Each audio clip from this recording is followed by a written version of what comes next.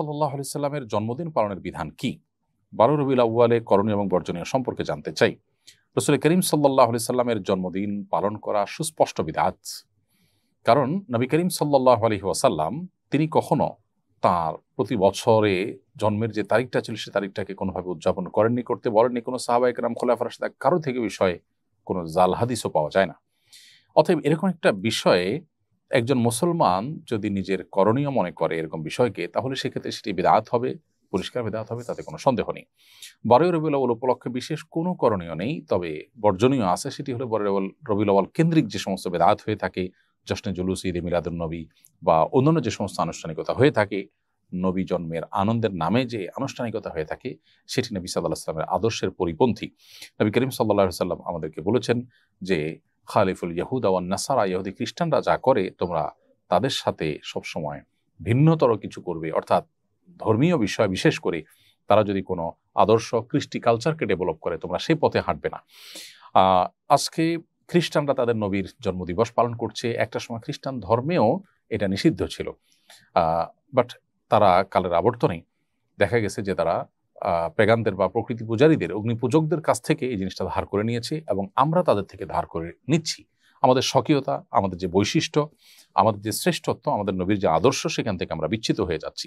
একজন মুসলিম গড্ডালিকায় বা স্রোতে তিনি গা ভাসাবেন না, তিনি কোরআন এবং সুন্নাহর প্রতি অনুসরণ করে চলবেন। অতএব আমাদেরকে নবী সাল্লাল্লাহু আলাইহি সাল্লামের জন্মদিবস কেন্দ্রিক কোনো আনুষ্ঠানিকতায় আমাদের অংশগ্রহণ করা জায়েজ নয়। তাছাড়া ১২ রবিউল আউয়াল এই দিনটিতে নবী সাল্লাল্লাহু আলাইহি সাল্লামের জন্ম হয়েছে কিনা সেটা নিয়ে ইতিহাসবিদদের মধ্যে নানাবিধ মত আছে।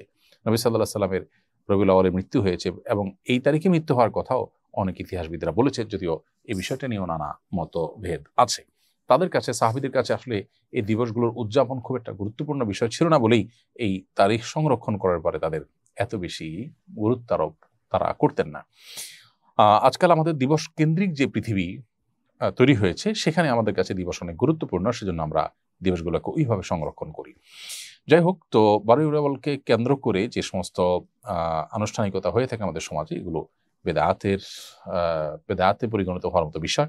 আমাদের যে সমস্ত ভাইরা এগুলো করছেন, তারা নবী সাল্লাল্লাহু আলাইহি ওয়াসাল্লামের প্রতি ভালোবাসা থেকেই করছেন। তাদের ভালোবাসার জায়গাটাকে শ্রদ্ধা তো অবশ্যই করি, কিন্তু ভালোবাসা প্রকাশের পদ্ধতি এবং বেদাতের প্রতি ঝুঁকে যাওয়া, এই জায়গা থেকে তাদের সরে আসা উচিত।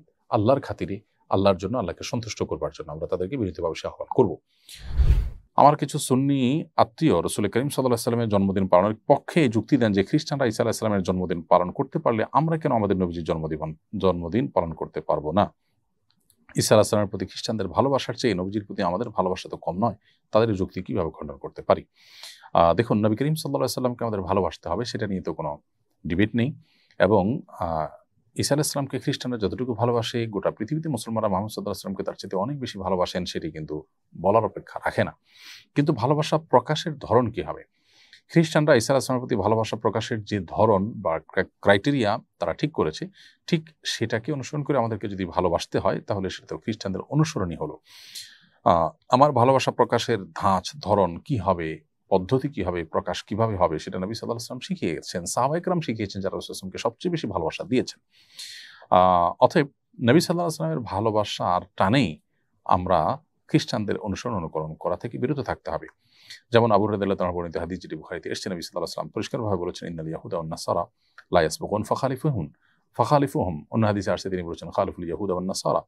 অর্থাৎ নবী সাল্লাল্লাহু আলাইহি ওয়াসাল্লাম ইহুদি খ্রিস্টানদের সাথে আমাদের যেন কর্ম, আদর্শ এবং কৃষ্টি কালচারের যেন মিল না হয়, আমরা যেন আমাদের স্বাতন্ত্র্য বজায় রাখি এবং তাদের বিরুদ্ধাচরণ করি আমাদের এই সংস্কৃতি এবং আচার আচরণের ক্ষেত্রে, ধর্মীয় বিষয়ের ক্ষেত্রে, সেই বিষয়টা নবী সাল্লাল্লাহু আলাইহি ওয়াসাল্লাম নির্দেশ করেছেন। অতএব তারা যা করছে এই হাদিসের আলোকে বরং তার বিপরীতটা আপনার করা দরকার। তারা নবীর প্রতি ভালোবাসা প্রকাশের জন্য জন্মদিবস উদযাপন করছেন, আপনি সেটা করবেন না। হ্যাঁ, তারা যদি এমন কিছু করে যেটা আপনার হাদিসেও আপনাকে করতে বলেছে, তাহলে তারা কি করছে সেটা গুরুত্বপূর্ণ নয়, হাদিসের কারণে আপনি সেটা করবেন এবং তাদের সাথে মিলে গেলেও সেটা দোষণীয় নয়। অতএব ১২ রবিউল আউয়াল উদযাপনের জন্য খ্রিস্টানদের যুক্তি দাঁড় করানো একেবারেই ভুল। খ্রিস্টানরা তাদের নবীকে নিয়ে তাদের সীমা লঙ্ঘন করেছে, তারা আদর্শ থেকে বিচ্যুত হয়েছে। নবী সাল্লাল্লাহু আলাইহি ওয়াসাল্লাম পরিষ্কারভাবে সেটি বলেছেন সহিহ বুখারীতে, তিনি বলেছেন, লা তুতরুনি কামা আতরাতিন নাসারা ইবনে মারইয়াম। খ্রিস্টানরা ঈসা আলাইহিস সালামকে নিয়ে, ইবনে মারইয়ামকে নিয়ে যে পরিমাণ বাড়াবাড়ি করেছে, তোমরা আমাকে নিয়ে সেরকম বাড়াবাড়ি করবে না। এই যে নবী সাল্লাল্লাহু আলাইহি ওয়াসাল্লাম নিষেধ করেছেন তাদের মত করতে, বিশেষ করে তাদের নবীর ক্ষেত্রে তাদের ভালোবাসা প্রকাশের ক্ষেত্রে যে সীমা লঙ্ঘন তারা করেছে, সেটা যেন আমরা না করি। বিধায় আমাদেরকে একজন মুসলিম হিসাবে ইসলামের যে স্বকীয়তা আছে সেটিকে অনুসরণ করে চলতে হবে।